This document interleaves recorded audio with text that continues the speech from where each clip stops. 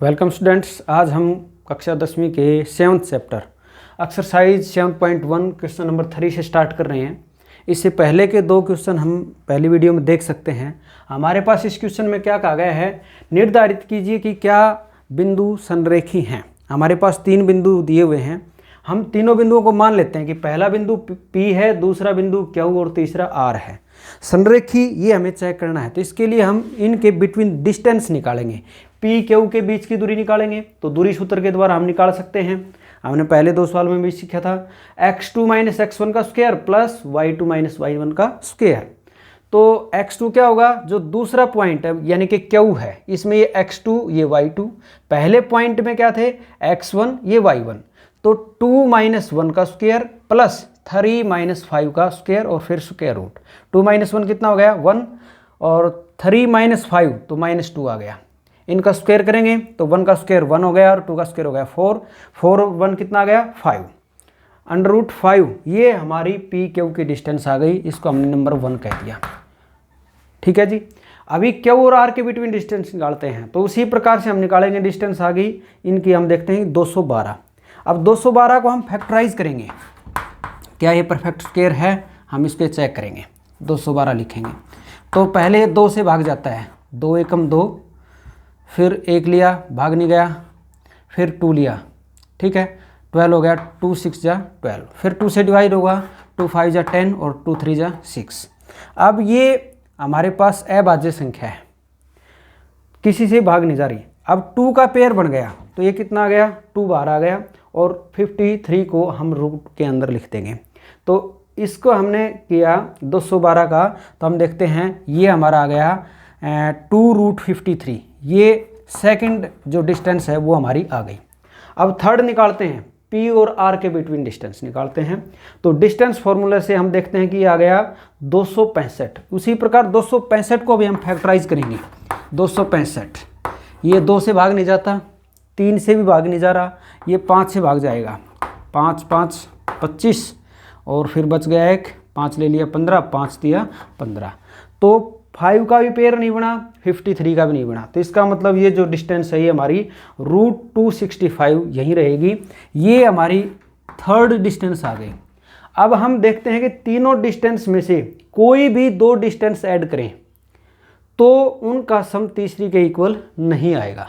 तो हम ये मेंशन कर देंगे 1 2 व 3 से, ये जो हमारी तीनों दूरियां थी पहली दूसरी और तीसरी से, इन तीनों से स्पष्ट है कि किन्हीं 2 रेखाखंडों का योग तीसरे रेखाखंड के बराबर नहीं है। तो हम लिख देंगे इसलिए दिए गए बिंदु संरेख नहीं है। नेक्स्ट क्वेश्चन के लिए स्टूडेंट्स, हमारे पास 4th क्वेश्चन में 3 बिंदु दिए गए हैं। हम तीनों बिंदुओं को मान लेते हैं कि माना पहला बिंदु x, दूसरा y और तीसरा z है। ये पूछता है कि क्या ये समद्विबाहु त्रिभुज के शीर्ष हैं, तो उसके लिए हम क्या करेंगे, दूरियां निकालेंगे। तो हम लिखेंगे दूरी सूत्र द्वारा x y के बिटवीन डिस्टेंस निकालेंगे। हम कैलकुलेट करेंगे √37i, इसको हमने पहली डिस्टेंस ऐसा मेंशन कर दिया।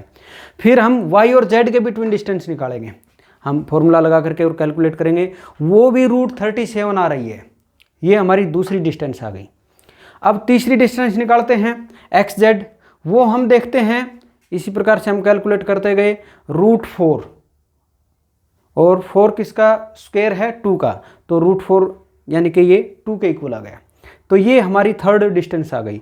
हम देखते हैं पहले और दूसरी ये दोनों डिस्टेंस इक्वल हैं, तो इसका मतलब कोई ट्रायंगल उसकी 2 डिस्टेंस इक्वल आ गई, 2 दूरी बराबर आ गई, तो इसका मतलब वो समद्विबाहु त्रिभुज है। तो हम कहते हैं कि 1 व 2 से पहला और दूसरा जो डिस्टेंस है हमने वहाँ से फाइंड किया, वहाँ से हम देखते हैं एक्स वाई और Y Z, X Y Y Z ये दोनों इक्वल हैं, तो इसका मतलब दिए गए बिंदु समद्विबाहु त्रिभुज के शीर्ष हैं। बच्चों 5th क्वेश्चन में हम देखते हैं 4 मित्र किसी कक्षा में, जैसे कि आकृति दी हुई है A, B, C और D इस क्रम के अनुसार बैठे हुए हैं। उस कक्षा में 2 विद्यार्थी चंपा और चमेली आती हैं। चंपा चमेली से पूछती है क्या ABCD एक वर्ग नहीं है। चमेली इस बात से सहमत नहीं है। तो दूरी सूत्र का प्रयोग करते हुए हमें बताना है कि इन दोनों में से कौन सही है। क्या ये वर्ग है या नहीं है। तो इसके लिए हम क्या करेंगे, चारों बिंदुओं को निकालेंगे। बिंदु ए को कैसे निकालेंगे, हम देखते हैं कि इसमें x कितना है 3 और y का मान कितना है 4। तो बिंदु ए के निर्देशांक हो जाएंगे हमारे पास 3,4। इसी प्रकार बिंदु बी के निर्देशांक निकालेंगे। तो बिंदु बी, इसके नीचे देखते हैं हम x की वैल्यू कितनी है 6 और सामने y की वैल्यू कितनी है 7। ये x एक्सिस है, ये y एक्सिस। तो हमें पॉइंट फाइंड करना है, कोऑर्डिनेट निकालने हैं। तो क्या करेंगे, हम x और y की वैल्यू लिखेंगे। तो 6,7 ये बिंदु B हो जाएगा। बिंदु C कितना हो जाएगा, इसके नीचे कितना है 9 और सामने कितना है 4। तो बिंदु C हो जाएगा 9,4। इसी प्रकार बिंदु D निकालेंगे। तो D के लिए x देखते हैं 6 और y कितना है 1। तो हम ये चारों बिंदु लिख देंगे। दी गई आकृति के अनुसार बिंदु A 3,4, B 6,7, C 9,4 और D 6,1 है। अब दूरी सूत्र के द्वारा AB दूरी निकालेंगे, BC निकालेंगे, CD और AD।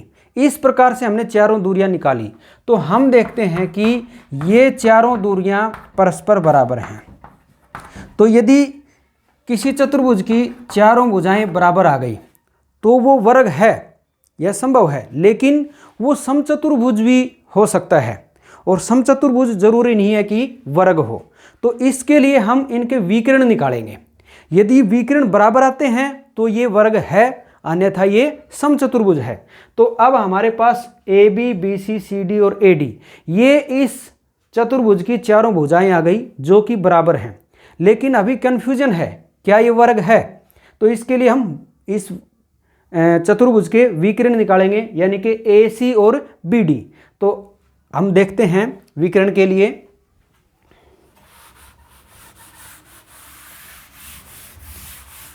रिज्यूम कर दी।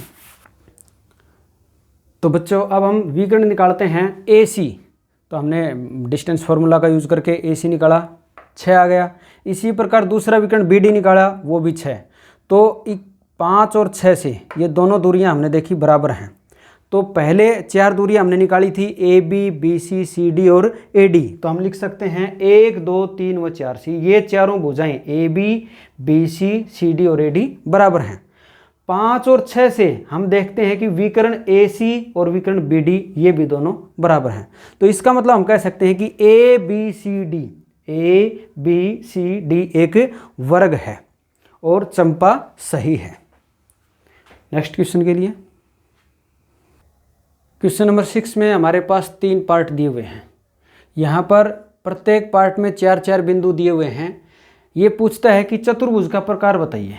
तो हम जैसे अभी 5th क्वेश्चन हमने किया था, 4 बिंदु दिए हुए थे, हमने चारों दूरियां निकाली, यानी कि चतुर्भुज की चारों भुजाएं निकाली, फिर दोनों विकर्ण निकाले। तो इसी प्रकार से हम इसके प्रत्येक पार्ट में करेंगे। यदि हमारे पास चारों दूरियां बराबर आती हैं और दोनों विकर्ण बराबर आते हैं तो वो चतुर्भुज वर्ग होगा। यदि चारों भुजाएं बराबर आती हैं लेकिन विकर्ण बराबर नहीं आते हैं तो उसको हम समचतुर्भुज कहेंगे।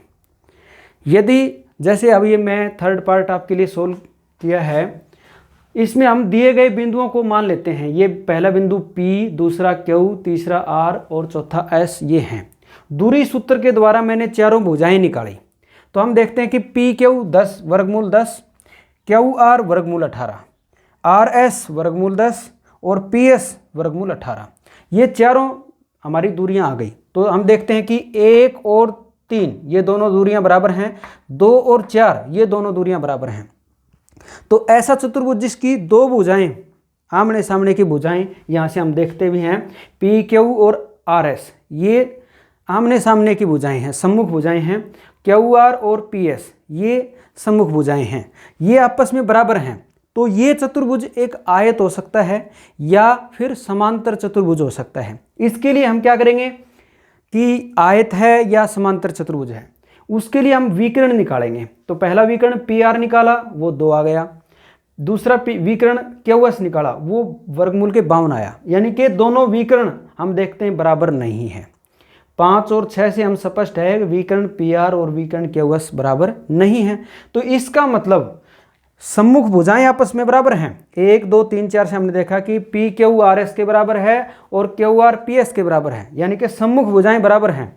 यहाँ पर विकर्ण बराबर नहीं है, तो इसका मतलब ये आयत नहीं है, ये क्या है, समांतर चतुर्भुज। तो हम लिख देंगे PQRS एक समांतर चतुर्भुज है।